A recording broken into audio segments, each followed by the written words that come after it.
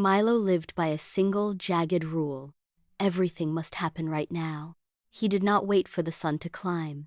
He did not wait for the morning dew to fade. But that morning, the air in Sunny Tree Forest changed.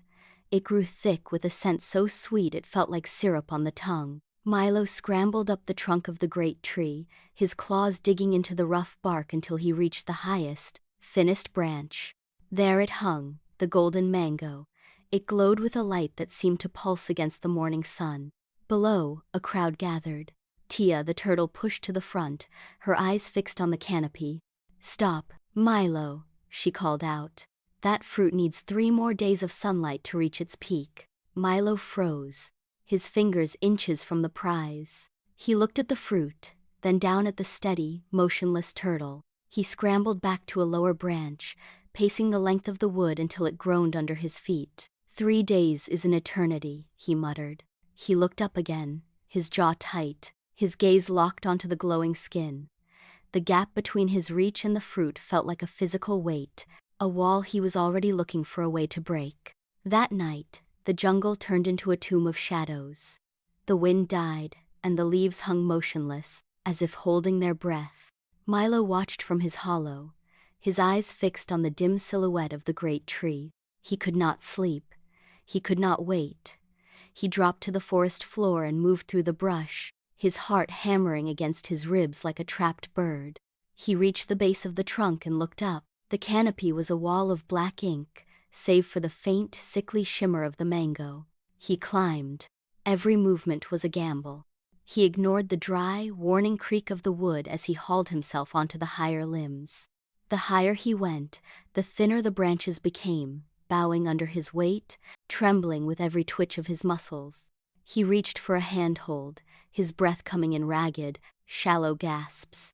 He was close enough to smell the raw, unripened scent of the fruit. He ignored the way the tree groaned, a low, splintering protest that vibrated through his palms. He reached out, his fingers trembling, and pressed his skin against the hard, cold surface of the mango. He had it. He did not care about the height. He did not care about the strain. He pulled. The wood did not bend. It shrieked. A sharp, cracking sound tore through the silence of the night, echoing like a gunshot. The branch gave way instantly. Milo plummeted, his arms flailing as he tore through layers of thick, waxy leaves and tangled vines that whipped against his face. He hit the ground with a sickening, heavy thud that knocked the air from his lungs. He lay there in the dark, his back pressed into the freezing, wet muck of a puddle. His head throbbed. Every muscle in his body burned with the shock of the impact. He opened his hand. The mango was still there, hard as a river stone. Driven by a desperate, lingering hope, he brought it to his mouth and bit down. The skin was leathery, and the flesh inside was chalky, dry, and bitter. It tasted like sawdust and disappointment. He spat the pulp out onto the mud.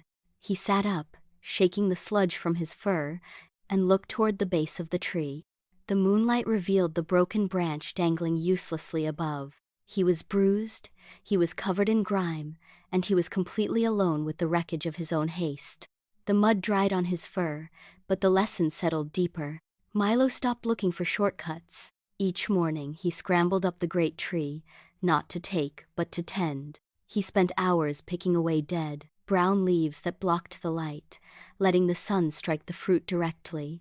When hungry birds circled, he did not hide. He climbed to the nearest branch and shook the wood until they took flight. He became the shadow of the tree. He watched the mango with a new, quiet focus. The hard, green skin began to soften under his daily inspection. He learned the rhythm of the tree, the way it swayed in the afternoon heat, the way the stem tightened as the days passed. The pale, waxy surface of the fruit started to lose its sharp edge. Slowly, the color shifted. The green bled into yellows, and the yellows deepened into a rich, radiant gold that shimmered even in the shade. He kept his distance now, trusting the process he had once tried to break. He stood on a lower branch, watching the transformation, his hands steady and his breathing slow. The forest was no longer a race. It was a cycle, and for the first time, he was a part of it. One afternoon, the stem gave way without a sound. The mango drifted downward, landing softly in Milo's open palms. It was heavy, warm, and smelled like pure summer. He peeled back the skin to reveal flesh that glowed with a deep honeyed light. He took a bite, closed his eyes, and let the sweetness linger. It was nothing like the bitter, chalky fruit he had forced from the branch weeks before. This was perfect. Milo climbed down to the forest floor and placed the mango on a flat stone. He broke it into pieces, handing them to Tia and the gathered animals. Parrot Pete chirped loudly. "Is it better than the first one?" Milo wiped the sticky juice from his hands and laughed. He watched his friends eat, feeling the contentment of the moment. "The wait made it perfect," he said. From that day on, whenever the old urge to rush flared, Milo walked to the great tree, looked up at the swaying branches, and took a deep, steady breath instead. The forest had its own clock, and finally he knew how to keep time with it.